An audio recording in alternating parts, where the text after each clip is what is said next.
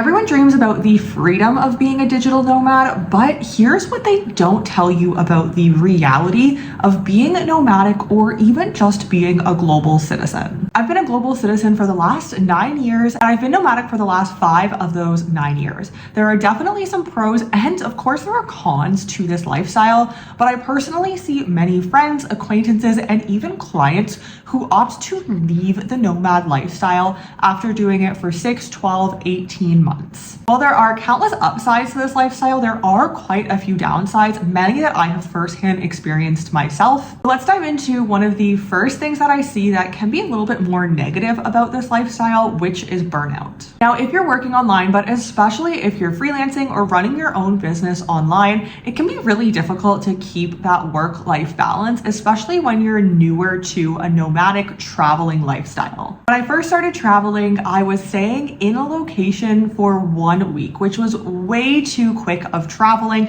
And now when I travel, I like to stay in one city for a few months at minimum. And if I really enjoy that destination, I either know that I want to come back, potentially use it as a base and buy property in the future, or just know that I'm looking to stay a little bit longer. One important point to not get burnt out is to set a routine. Now, a routine looks different for everyone, and I'm not a huge proponent personally of having specific routines, whether it be a morning routine or an evening routine. I think especially in a nomadic traveling lifestyle, it can be tricky because you have travel days, you have days where you're exploring, you're having tours, you're doing different things, but at least to have a few simple things, whether it be in the morning, midday, or in the evening, that you know that you can look forward to that keep things consistent. And it also will help if this marker throughout the day that's keeping you steady with a routine is associated with something. So perhaps you wake up at 9 a.m. every morning, and then you know after breakfast you go for a walk.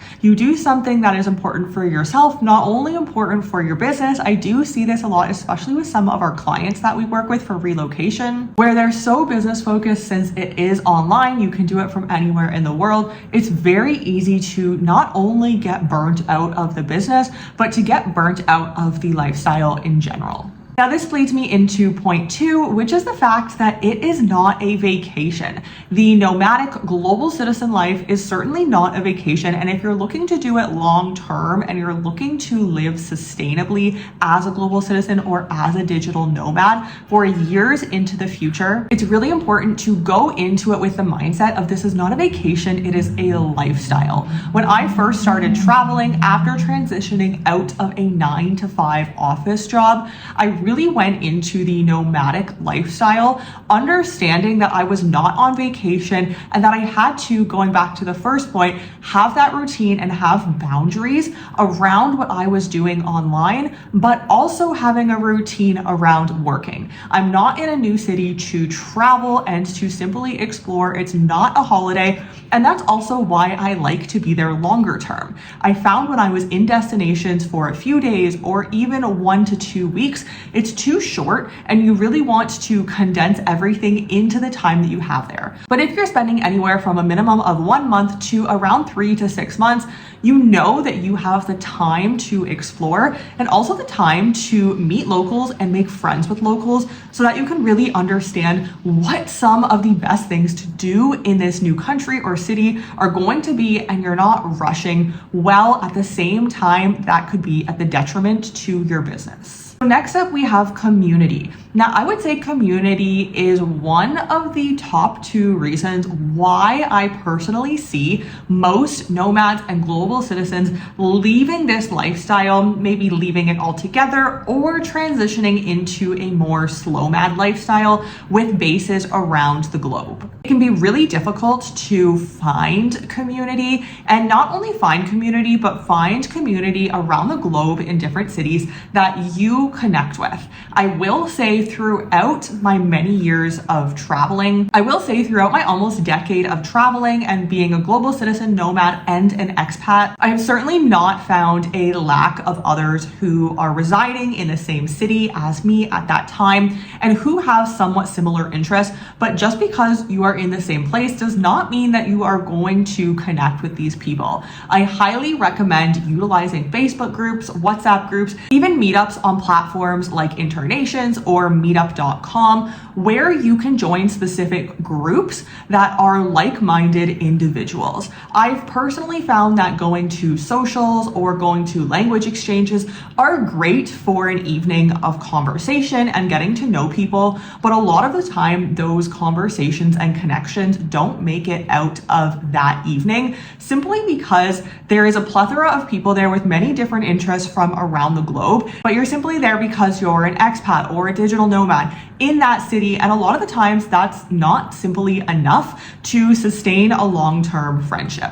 So I really highly recommend, when you are going to these new countries, new cities, to find groups with interests that you enjoy, and you know that everyone in that group will be starting off with the same interest as you. I will also note on that point that as you become a digital nomad and you become more familiar with some of the nomadic cities around the world, there are definitely cities and even countries that are more geared toward a certain type of nomad, whether it be a Bali lifestyle or a Portugal lifestyle. There are countries across continents around the world, and usually you start in the capital city and then you can go from there around the country, where a lot of times there will be a startup culture, there will be a lifestyle and wellness culture. So it really pays off to do your research before you start this lifestyle and know what your own interests are. A good resource for this is Nomad List. I highly recommend going on Nomad List.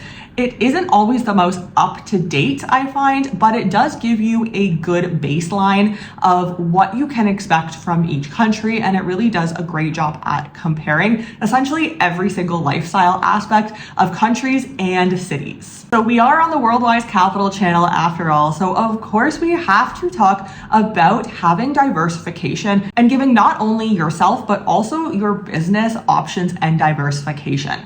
So what we recommend to all of our clients who are living this lifestyle, whether they are leaving their home country jurisdiction for tax purposes, they're staying in that jurisdiction currently, whatever that may look like for them, and we do provide an entire custom solution for our clients around this, you want to have banking diversification.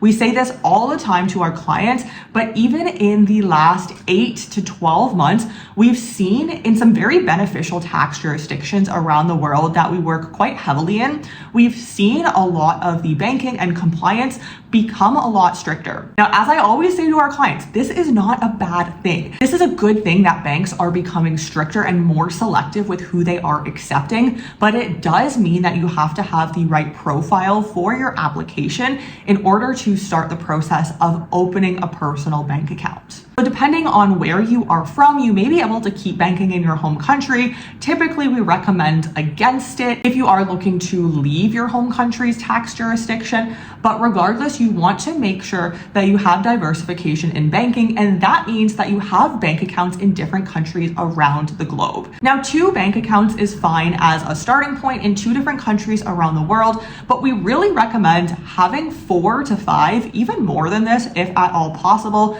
bank accounts in 4 to 5 different jurisdictions around the globe.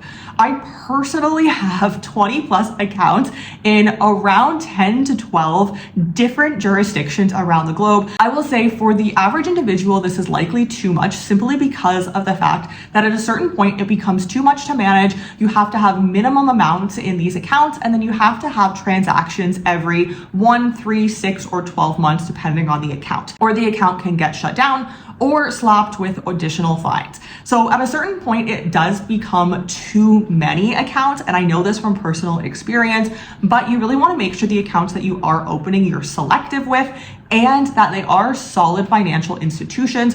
Fintechs are great, but you don't only want fintech banks in your banking diversification portfolio. Of course, along with banking, you likely also want to get into another jurisdiction's credit system. Now, this is extremely valuable, and in most countries, depending on the country that we're talking about, if it is a tax optimized jurisdiction, we assist clients with this, but it typically does take some time to get into a new country's credit system when you're first getting your residency and you're just building your portfolio portfolio, your life portfolio in this country. As we've talked about in previous videos, the US is a very interesting banking jurisdiction for non-citizens and non-residents only. And this is not only from a personal perspective, but also from a corporate perspective. Now, the US has some of the best financial institutions in the world, as we've talked about in a recent video, but there are some nuances and it is becoming slightly more difficult as time goes on to open non-citizen and non-resident US bank accounts, and then also to work your way toward getting into the credit system in the US. If you're interested in learning more about that, we have a full course on what the breakdown of that process looks like, which you can do yourself when you are in the US. And then we also help many of our clients once they have LLC set up or once they're looking to get into the US credit system to get an ITIN number quickly without hassle. Once you have your ITIN, then you can start building up your credit portfolio in the US. So diversification within banking is so important. And usually banking is the last step that we see clients thinking of when they come to us and they're wanting additional residency, citizenship, tax optimization. But banking is one of the first pieces of the puzzle, depending on their business, their clients, their suppliers, that we often look at with our clients. So of course, going off of banking, we also have to talk about diversification of movement. So this looks like diversification of residencies and diversification of citizenship. Similar to diversification with banking, you want to ensure that you have multiple residencies, meaning that yes, while you don't have a travel document of that country, you do have the legal right to live and sometimes even work in that country if you hold residency. Typically, you'll start with temporary and then move to PR. But not only this, you likely want to have additional travel documents, which is the passport. So this means that you hold multiple citizenships and it's best to have them from different jurisdictions of the world. If you have a Western country passport or an EU passport, you really want to diversify and maybe work toward an Asian passport or a Latin American passport or a Central American passport. You really want to have diversification because a lot of these countries, especially in Western and European countries, they are following certain trends and you want to have diversification from this. Now, there are various different ways and it depends on the country to obtain citizenship, but typically if you do not have birthright or birth tourism in that country, you're going to work towards citizenship by naturalization. So this comes into the movement of another point to talk about here, which is slow matting. Now, slow matting has become increasingly more popular in recent years with the digital nomad community, because not only, of course, are you able to have more of a routine and more of a structure while living longer term. Slow mat is typically between 6 to 12 plus months. So you're staying longer term in a jurisdiction. But of course, with this, you either need residency or citizenship in that country in order to live there longer term. So this can also come into play of working your way toward citizenship by naturalization.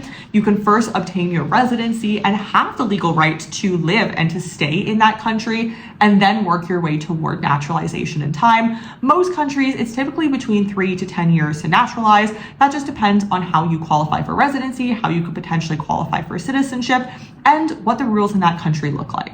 Okay, so there's a lot more that we could cover in this video, but I think this is probably already long enough. And if you're looking to become a global citizen, there's a lot of important considerations here that I highly recommend taking a look at, writing a checklist, and going through what your ideal either expat, global citizen, digital nomad life may look like. And also something really important that we see with clients is knowing how long you're looking to structure this lifestyle for. If it's something short-term, banking diversification or something similar may be less important. If you're looking for the long-term or you're looking to leave your country full-time with no plans to come back in the future, like myself and like many of our clients, you really want to look for a long-term holistic solution. And a lot of the time, this doesn't only include banking, residency, citizenship, but it also includes your investments from your home country, potentially your crypto, your pension. There's so many important considerations, which is exactly what we help our clients with to structure when they're looking to leave their home country and creating a longer term plan around that. If you're wanting to learn more about the global citizen life, click on the video on the screen now. We have some links of other videos, of our courses, and of blog posts if you're wanting to learn more about what the global citizen journey looks like, or you can book a one-to-one strategy session with myself where we dive into all of the details of what your specific custom plan would look like tailored to you, your business, and your lifestyle. Thank you for joining me here, and I'll see you in the next video.